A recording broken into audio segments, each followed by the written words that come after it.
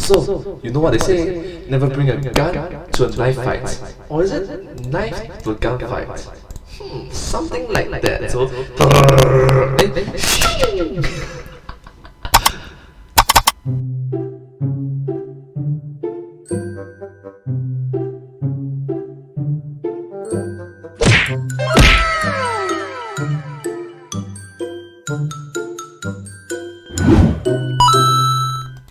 Hello everyone, and let's start! Alright team, we're up against an elite squad of fighters looking to bring us down. It's 5v5 out there, which means we're gonna have to communicate. We're gonna have to support each other. But most importantly of all, we are gonna have to stay balanced. Oh, use the same weapon, use the same class. Oh, you've gotta be kidding me. Hello Internet, welcome to Game Theory, the show that knows that if you want to run Hi Game Jerry. faster, you always carry a knife. No, don't do that. What's my lawyer doing here? Hold on a second. Guys, I'm in the middle of a recording right now. Oh. Alright. Okay, I've been told by certain legally minded individuals on the team that I should clarify that carrying a knife only makes you run faster in video games. You should not run using knives in real life. In real life, knives only help you run faster if you happen to be on the pointy end.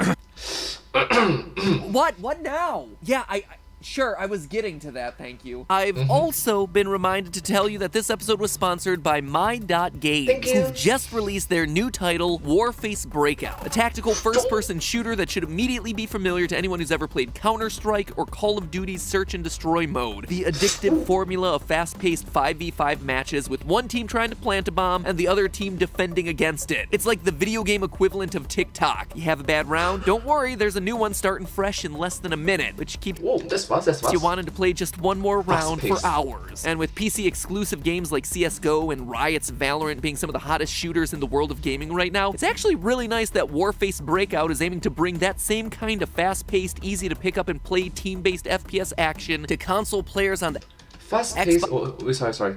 Let me see it. Let me take a look.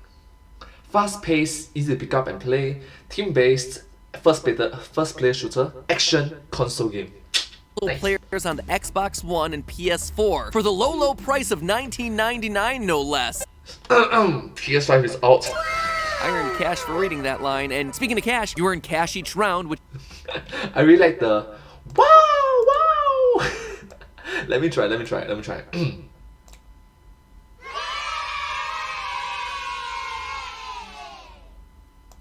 What am I doing? Gosh. Oh my gosh.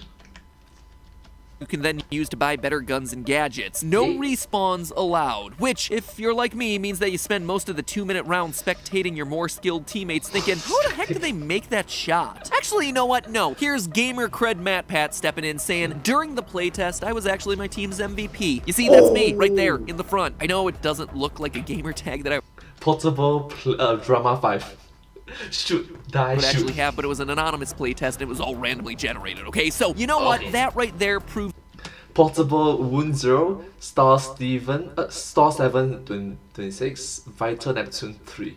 two things. A, that the game is easy for players of all skill levels to hop into and begin mastering, and B, that I'm better at shooters than like the 3 marketing people that I was playing against. And Madbad is the MVP! Fun fact, MVP is the most victorious points, or most victory points player. Yeah, something like that. Yes, so Madbad is the MVP! For the team only lah. and our head editor, Dan. Dan got wrecked! Or either that or, you know, he just tanked his performance to suck up to me since I'm his boss. Anyway, all of that leads me to the knife. Like I said, my team's nickname for me is Spray and Pray, since that's kind of my aiming strategy. So, during the playtests for Warface Breakout, I was looking for alternative attack options that allowed me to be a little less precise and a little bit more effective, specifically the game's absolutely massive collection of knives. Unlike CSGO and Valorant, where the knife is a 2-hit kill, and honestly speaking is just used to run faster or humiliate targeting opponents who happen to be AFK, Breakout differentiates itself by making melee an insta-kill, which I gotta say is nice since it gives my panicked flailing a bit more viability while also giving me a legitimate excuse to show off my ultramarine techno-inspired realness. Double win! In fact, in a game where everyone is covered head to toe in body armor and can take several shots to the chest before keeling over, the knife might actually be the fastest way to kill someone. It got me thinking, for as often as we see the trope of a one-hit kill knife in FPS games, how realistic is that really? Does it actually make sense that a stab will instantly take someone out of a fight when they're geared to the teeth? When True, how realistic is it? a bullet to the chest might be something that they easily shrug off. It seems like video game logic to me, but then I did the research and came to some shocking conclusions. Does step ouch hurt? Oh, sorry. Does step ouch more than bullet ouch? Should you bring a knife to a gunfight? Well, the answer Should be a might knife seem to a like an gunfight. obvious no way. No In way. truth, both in video games and in reality, you may just be better pulling out that knife. What now? Why are there so many interruptions in this episode? Oh, that was not my lawyer, that was the game development team who wants to remind you that all of my conclusions are mine and mine alone. They're just theories and that I may have overthought this game a little too much. A little too much, just a little bit. Alright. Warface Breakout gives us a pretty plausible explanation for why a bullet to the chest isn't an automatic or semi-automatic kill. Everyone on this battlefield is wearing head-to-toe armor. By taking a look at the character customization screen, we can actually see just how decked out each of our soldiers are for battle. Ballistic vest, hard-knuckle gloves, full-face tactical helmet. This is basically the same sort of gear SWAT teams, soldiers, and counter-terrorism units are wearing out there in the real world. Now, in order to understand how a knife would function relative to these pieces of armor, we first have to understand how the armor itself works. One of those common pieces of armor that we're all aware of is bulletproof vests, right? But in reality, bullet resistance. resistant vest is probably the more accurate title. We're all familiar with Kevlar, right? Developed in the 1960s, it's what bullet-resistant vests are made of. Well, not quite so much anymore. It's what bullet-resistant vests used to be made of. You see, the materials that made up the vests have continued to evolve over the past 60 years, and now many vests are being made using what's known as Polyethylene fibers. polyethylene fibers, better known as PE fibers. Basically, fibers. a plastic that's in everything that we use. Grocery bags, water bottles, toys, and now things to protect us from bullets. You see, these fibers are woven together in layers, resulting in vests that are both stronger, cheaper, and lighter than the Kevlar that came before it. That type of armor is known as soft armor, used mostly by police officers where the biggest threats they're going to be facing, hopefully, are basic handguns with slower, smaller bullets. For war zones, vests need to be stronger to stop things like rifle rounds, and as such, these vests are backed by plates of ceramic or steel. So it's Kevlar, polyethylene fibers, ceramic, steel. In addition to the extra layers of PE to break up the bullet and capture it before those pieces hit the body. Because of the big protective plates, that sort of armor is known as hard armor. All that being said though, the principle for stopping the bullet has always been the same. To stop a bullet from penetrating your body and hitting vital organs, the vest distributes the force of the bullet across a larger part of the body. So rather than all of that bullet force hitting a single point, that force is distributed by the plates or the fibers across your entire chest. One of the basic laws of physics states that energy can't be destroyed or created, only change form, which means that the ballistic vest isn't nullifying the bullet impact so much as it is spreading that impact Dispersing the energy out. There's a good chance that you'll still be left with a nasty bruise, and the force of getting socked in the chest by a bullet traveling over 2,000 feet a second is probably going to throw off your aim. True. It's not going to throw off your aim. It's going to make you boom. That kind. Yeah.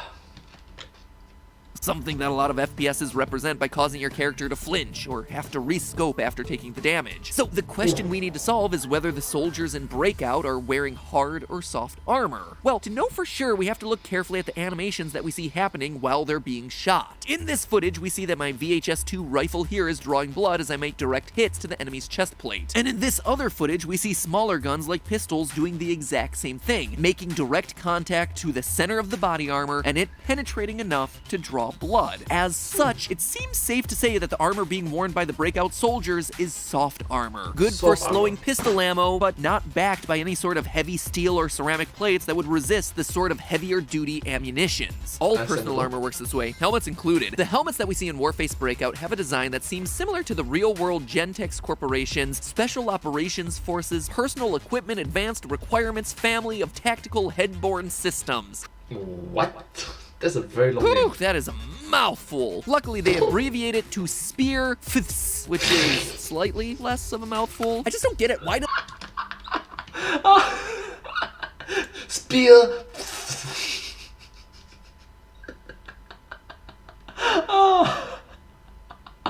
Oh my god, the nickname is a bit hard to pronounce. How to pronounce?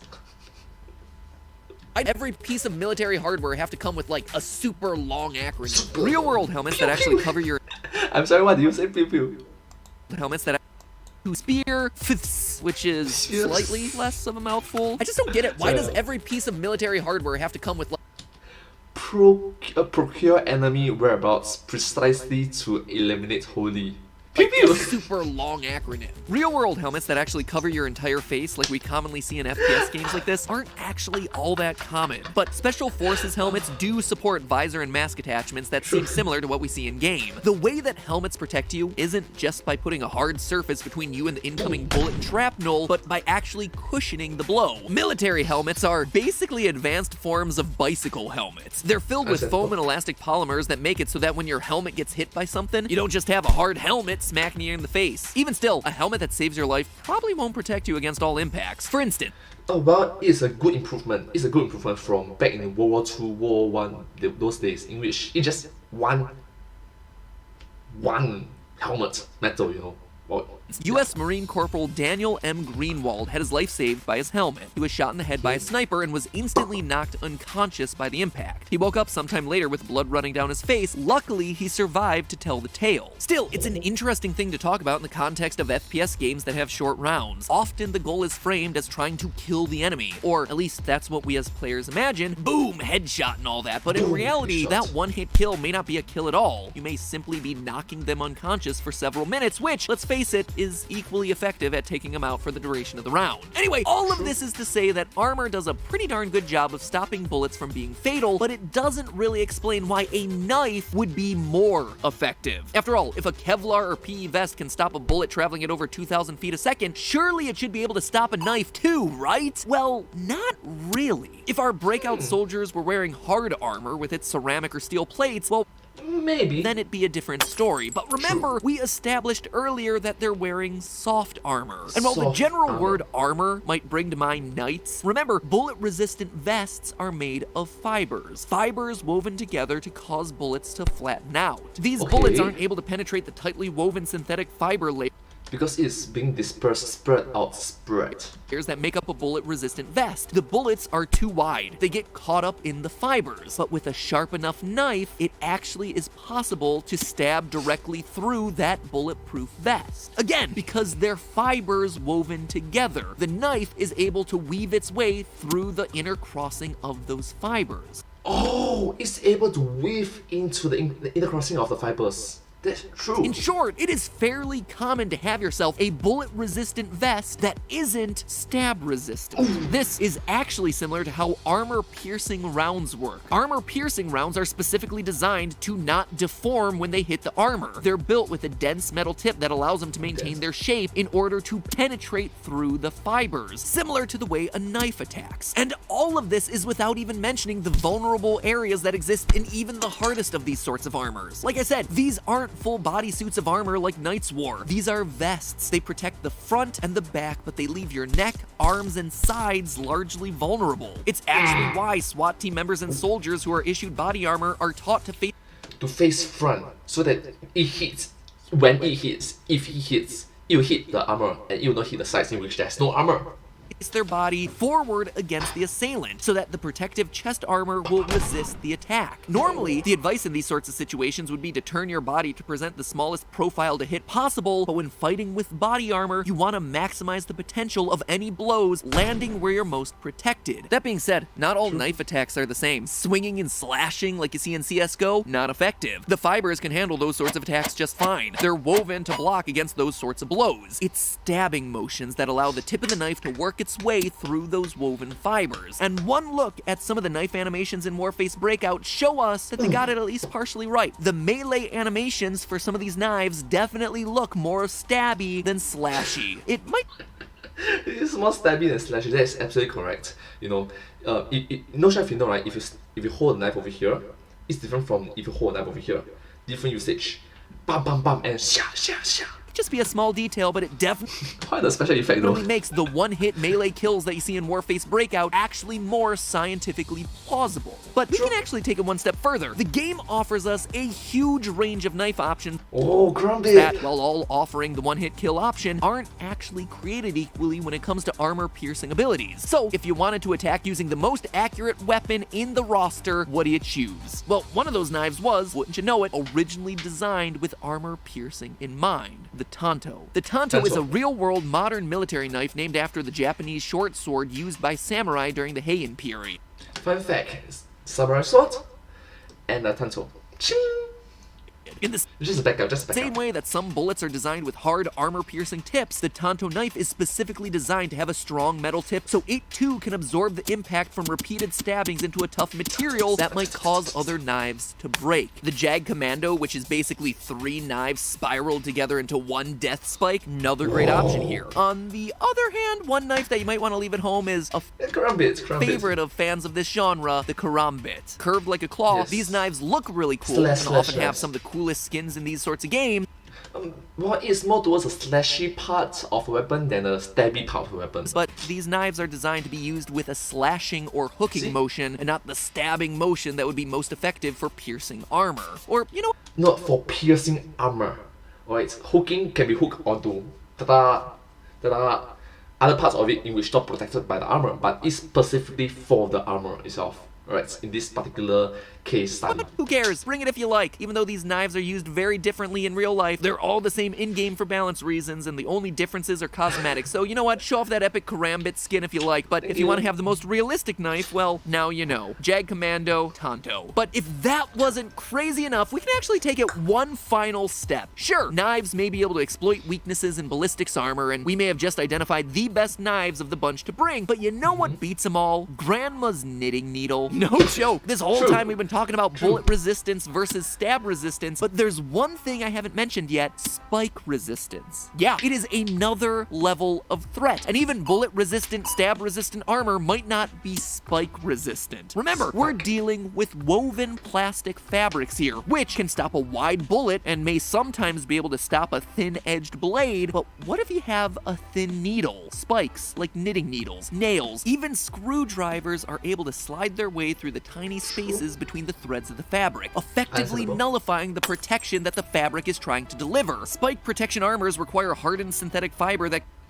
can't be easily ripped by an edged blade and can block the spike as it tries to pass through. So should you bring a knife to a gunfight? Sure, but the thing you should really be fearing on the battlefield is Grandma's knitting needle. Hey, Warface Breakout, since this is a sponsored video, I know that you're watching this. Add Grandma's knitting needle as a Grandma's knitting needles, rainbow color,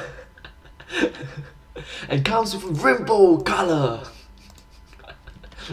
special melee weapon. Do it for the accuracy, absolutely do it for all the memes that it'll generate, I don't care, but man, if you want to humiliate your opponent on the battlefield, that one right there will certainly do the trick. Now, if you'll excuse me, I'm off to flail a bit more. But hey, that's just a theory. A game theory. Thanks for watching. And one final thank you to My.Games for sponsoring today's video. Again, this is a period of time where ad revenue is super low, so your sponsorship is actually making a huge difference to all of us us on Team Theorist over here. And for all you theorists watching, if you are interested in checking out Warface Breakout and all its cool melee action, make sure you click the link in the top line of this video's description. Like I said, it's available in the digital stores for the PS4 and Xbox One right now for just $19.99. So like I said, if you're looking for some good quality video game distraction while you're stuck indoors, Warface Breakout is there waiting for you to take advantage of it. I'll see you next time for some Minecraft. And I'll see you next time in my next video. Thank you so much for watching this video. If you do like this video, please consider to like, share and subscribe to my channel and comment down below if you have anything to share with us. Thank you so much and hope to see you in my next video. But hey, that's just a theory. A game theory. Thanks for watching. Thank you.